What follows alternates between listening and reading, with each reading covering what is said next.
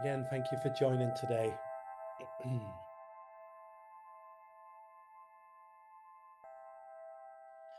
So I'm going to bring up well, I guess the topic of ordinary mind is the way. And this is a term that is maybe a fundamental statement of early Chan and Zen Buddhism in China. Certainly right from the get-go, we can see some real Taoist influence just in the term. Ordinary mind is the way. Um, for myself, it's front and center and has been for quite some time now. Um, in the journey of formal practice, um, then we can do some extraordinary things or some very different things. Like perhaps the first time you go to meditation, somebody might say something about that, like think that's a bit curious, especially maybe it's more popularly accepted as a regular thing to do now, but it didn't used to be. Going off to do like any kind of dharma activity would have been considered pretty a little bit exceptional, right? So we might start a dharma practice or meditation practice, and it pretty soon becomes an extraordinary thing. That's what everybody who stays with it realizes, right? Often, I mean, over the years, we've done so many beginners classes, both at Long Beach, at Yokoji, different sanghas. Always have like a public time and a beginner's time where anybody can come along. And it's most people don't stick long term, right? Most people don't stay long term. They might come for a period of time, and then for all kinds of many different reasons, maybe don't practice so regularly or for so many number of years. Present company accepted. When I look around, I see a lot of cushion years and chair years and time spent in meditation. Now, at the beginning, often there really is that sense of journey, right? Of like maybe going toward something or moving away from something. You often the motivation to begin practice in itself is one of looking to end suffering, right? Consistent with what the practice is about. There's something off. There's a gap that needs to be closed, or a hurt that needs to be processed, or whatever, something that needs to be achieved. There's something that brings us to the practice. And then when we become involved and we start to taste the truth of the Dharma for ourselves, then there's a certain achievement in that and something of a forward-looking process that begins to unfold as you begin as somebody who's very much a beginner, and then maybe become much more adept, and then if you're very unfortunate, become an expert, right? That would be an unfortunate place to arrive at, right? The practice is a circle much more than a straight line. Dharma practice is a circle, right? You can see like in our even in our logo has the Enso circle, like the drawn circle of practice. Traditionally in the calligraphy that has a gap because it's unfinished, right? It's happening now. In fact, that you could say that our lives are taking place in that open space where the circle is continuing to be drawn. In Zen Buddhism, they have a wonderful there's a pictorial representation of the process of practice called the 10 oxherding pictures. Something you can find online if you're interested. That too is a circular practice where a seeker begins becomes oriented to the Dharma, practices through trial and tribulation and difficulty and frustration, ultimately becomes realized, and then at the end of the journey returns to the marketplace as an ordinary person, returns to ordinary life as an ordinary person. Right? There's that circular journey. And I mentioned it's front and center for me, this ordinary way, after completing, 20 years living in a formal place, then entering, being now just in the regular everyday world is a practice of becoming ordinary. And that's a practice of becoming ordinary, which I feel very um, interested in and excited about. Like how are the trappings of Dharma, or the appearances, how much of that can be let go of as our practice matures, and it really is our present moment experience. It really is our present equanimous mind that is the most important um, realization, that isn't dependent on a place or a certain time. Now, in the Zen tradition, there's a koan, ordinary mind is the way. I've been looking at this over and over recently. This is from the Gateless Gate. So we have a couple of famous Zen teachers. Zen teacher Joshu, who as a pretty young person in this point, goes to see a famous Tang Dynasty master called Nansen. And Joshu asks him, what is the way? And Nansen answers, your ordinary the ordinary mind is the way.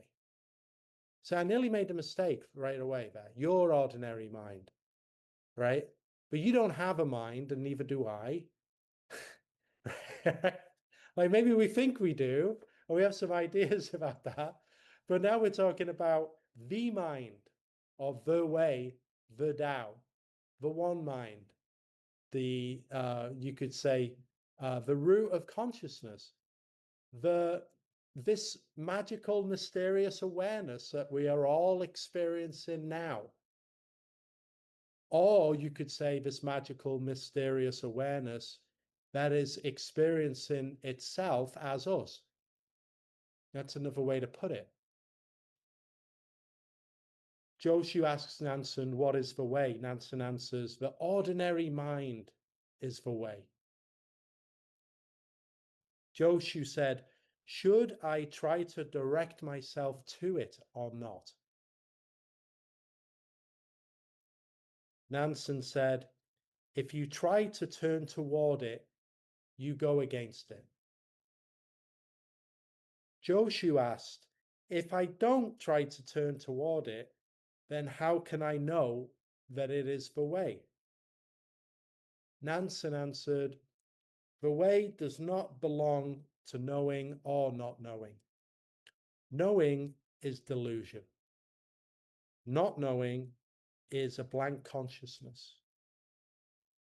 When you have really reached the true way beyond all doubt, you will find it as vast and boundless as outer space.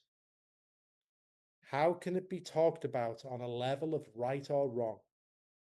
And at these words, Joshu was suddenly enlightened. There's a very short commentary that goes in this. I'll include that too. Nansen was asked a question by Joshu, and Joshu's base was shattered and melted away. He could not justify himself, and even though Joshu has come to realization, he will have to delve into it for another 30 years to realize it fully. And it's a wonderful down-to-earth commentary. This is Joshu as a young person. I was very much attracted by reading these koans as a younger man becoming interested in Zen.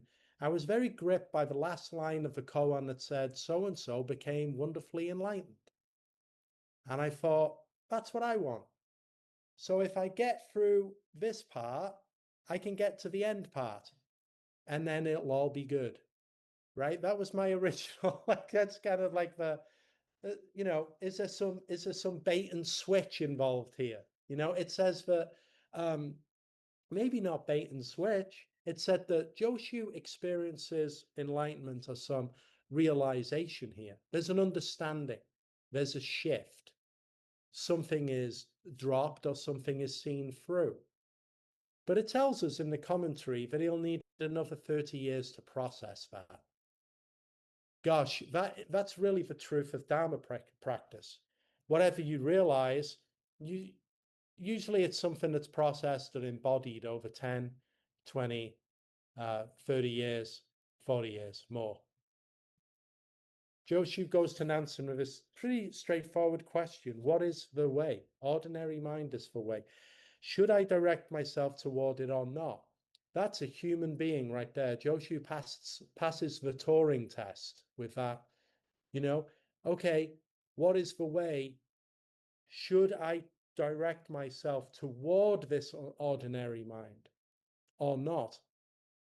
You know, a common pit, like a common difficulty for us as human beings when it comes to Dharma practice is we are navigating the world with a subject object dualistic consciousness. That's our human centric consciousness. That's part of this extraordinarily, fathomlessly deep awareness that we are.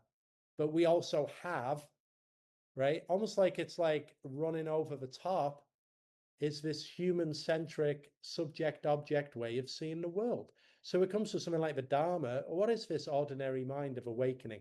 Do I go toward it? You know, looking from the kind of a subject object. It's like, how do I get there? How do I get to enlightenment? How do I get to realization? Should I go toward it or not? Nansen said, if you try to go towards it, you go against it.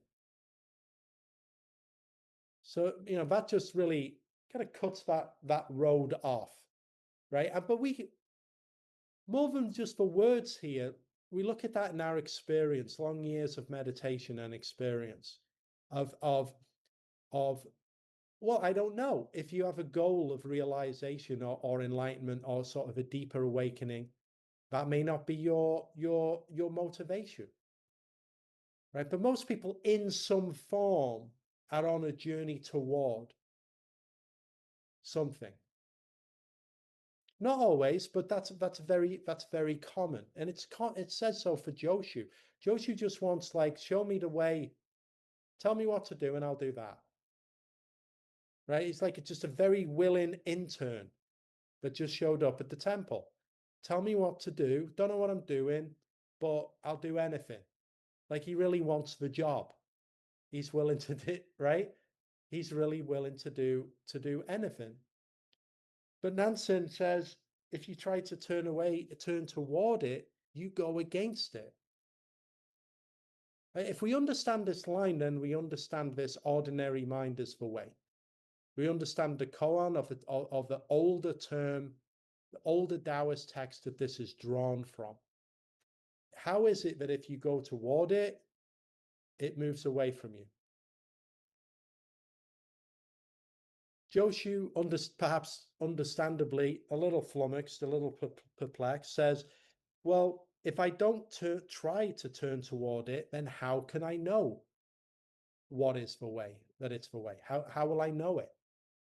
Like, how will I recognize it without finding it?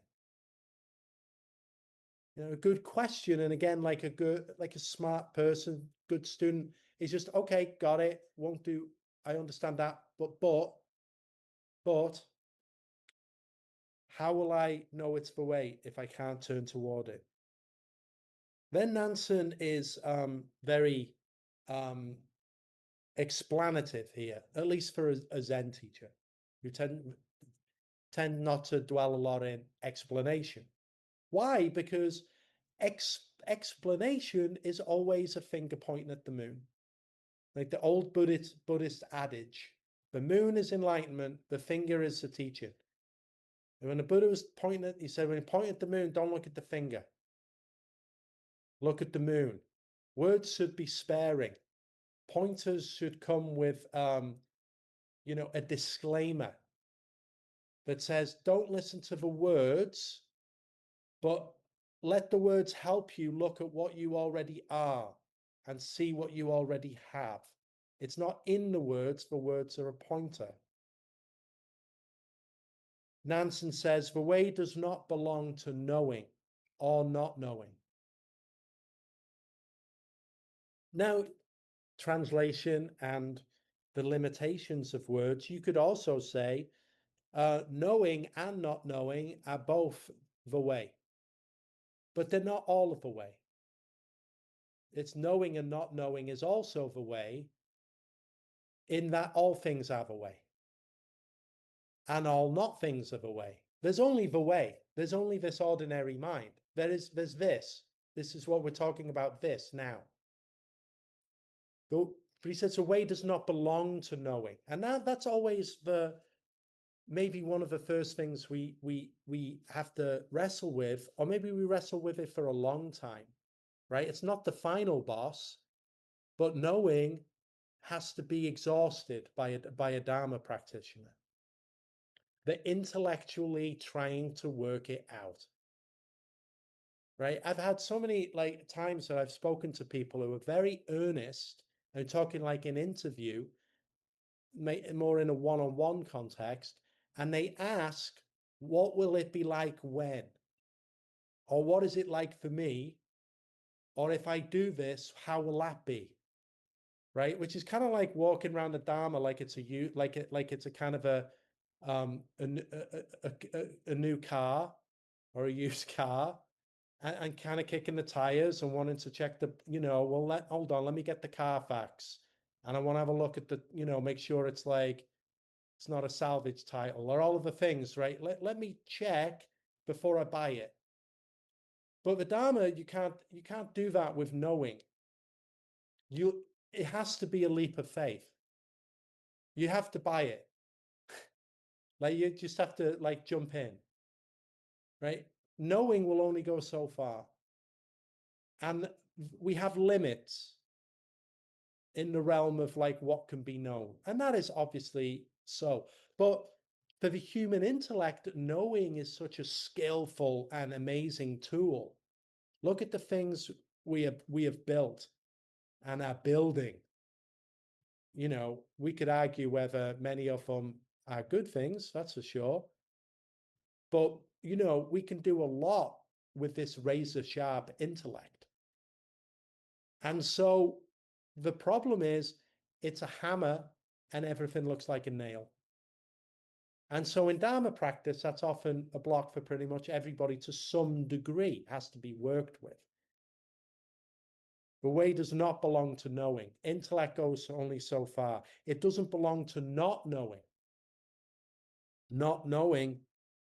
Knowing is delusion. Not knowing is a blank consciousness. So this is like the misunderstanding of when we talk about don't know. Like Tim will often bring that up, very important in the Korean Zen tradition, this principle of don't know or not knowing. If we make a thing out of that, then it's dead.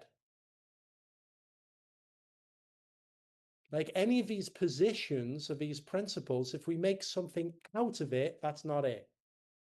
If we turn enlightenment into a thing, that's not it. If we turn ordinary mind into something, that's not it. Same for not knowing. Right? Deep within us as human beings is, as the Buddha identified, correctly, we're creatures who are immersed in attachment and aversion. We're attached to things, and then we're averse for things, and so we have a lot of bouncing around form and content, clinging, attaching, or pushing away.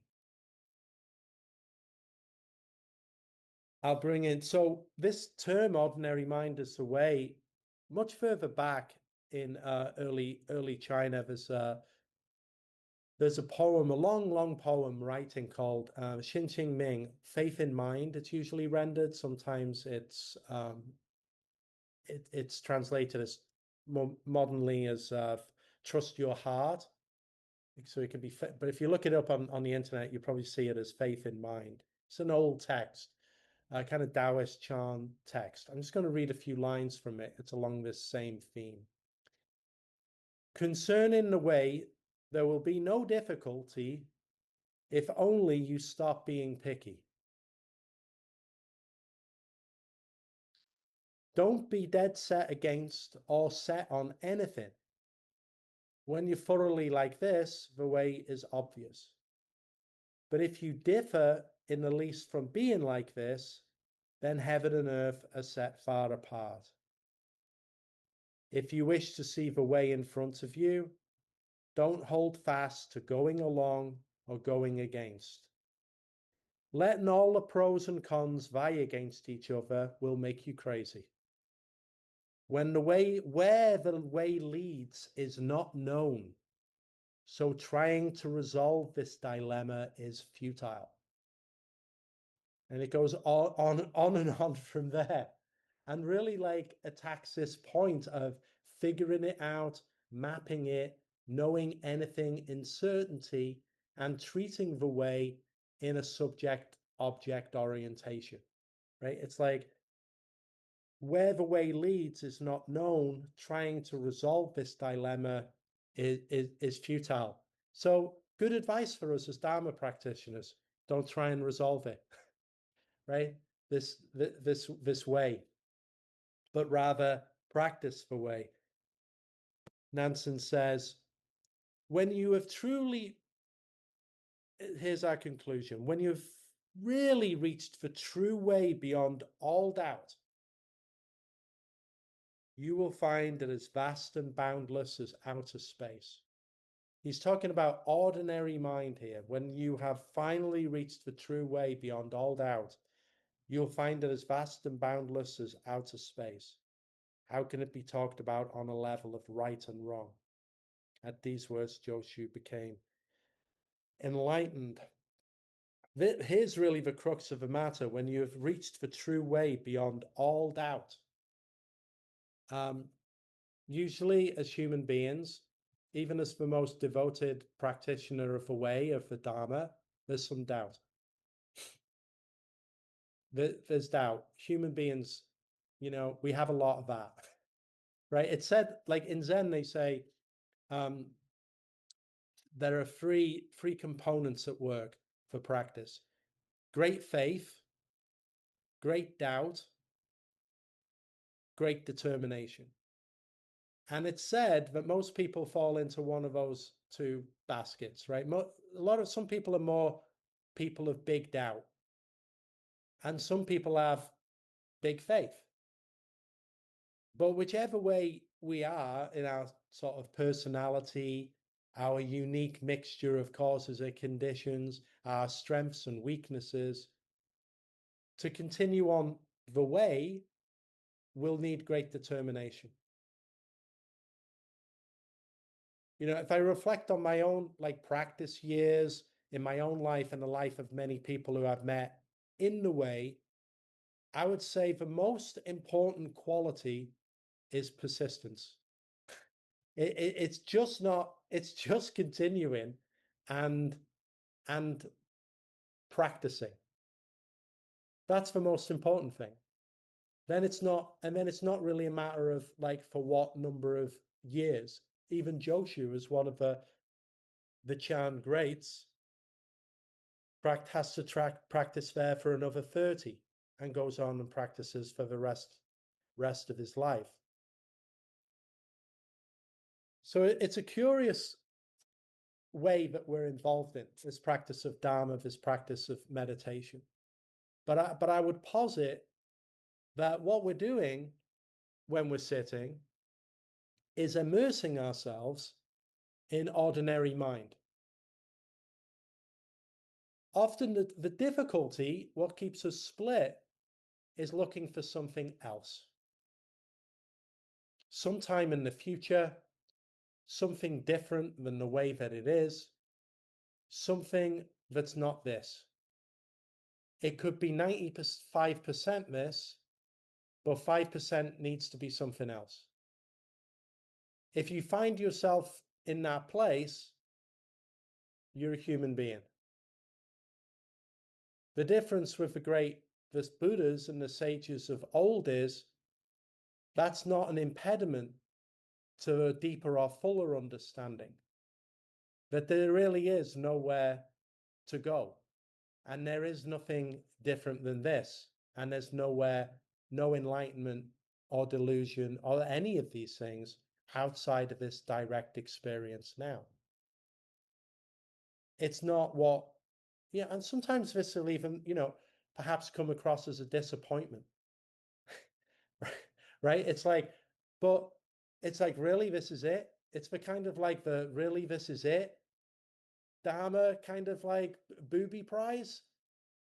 Like if we, and sometimes people, you can arrive at that place, but but that is an important stage on the way. It's important to become disillusioned with practice at some point, and then to, with doggedness, continue to persist to be well beyond that, right? So that you see ultimately that this ordinary mind that we all are, without exception, this ordinary mind, to be exactly who you are as you are, and to be genuinely and deeply at home as that one, with nothing to add or to take away. To have a place where of true refuge, where you are at home in your own skin, through and through. And that's been made clear. That's ultimately this, when you have finally arrive at the place of no doubt, Nansen says, you will see your mind is as vast as outer space. You see your own mind is outer space and everything here.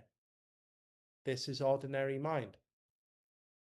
But for humans, we are so relentlessly succumb to this split, the way that we chop the world up, create self and other, and create endless opposites that cloud the mind. That really needs that has to be offset by really realizing this base principle. This base principle where there is no split, there is nothing separate, and our ordinary mind is the way. What else could it possibly be? Where else could it possibly be? I look like at this as a metaphor for enlightenment or awakening. It's like one way you can, maybe a clumsy metaphor, but a way to look at it. We can look at it like we look at the horizon. It's like when you look outside and you see a horizon,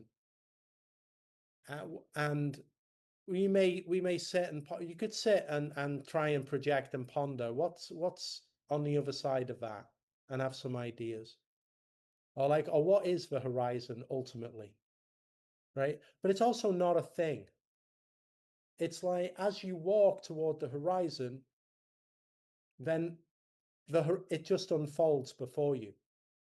It never changes, only its appearance changes, but it's always a horizon, but it's not something. Just an analogy is something to look at. Thanks, everyone. Let's conclude today with the metta chant, with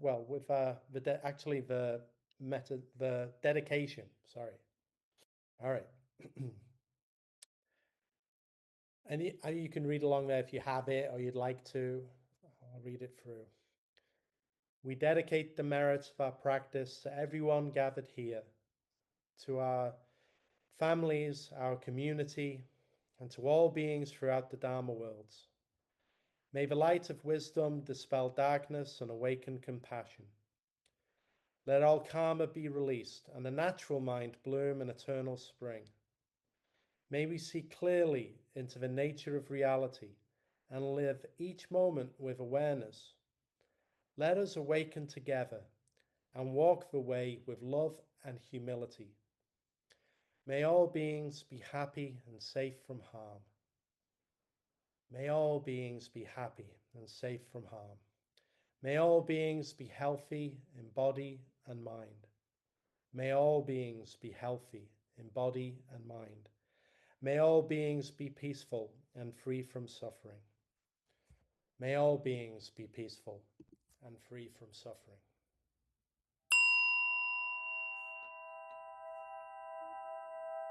Hi, I'm Brad with Long Beach Meditation. Your gracious generosity makes this programming possible. If you found this video to be of value, please consider making a donation here. If you'd like to watch more videos like this, click here. And if you want to stay up to date with Long Beach Meditation, click here to subscribe. Thank you.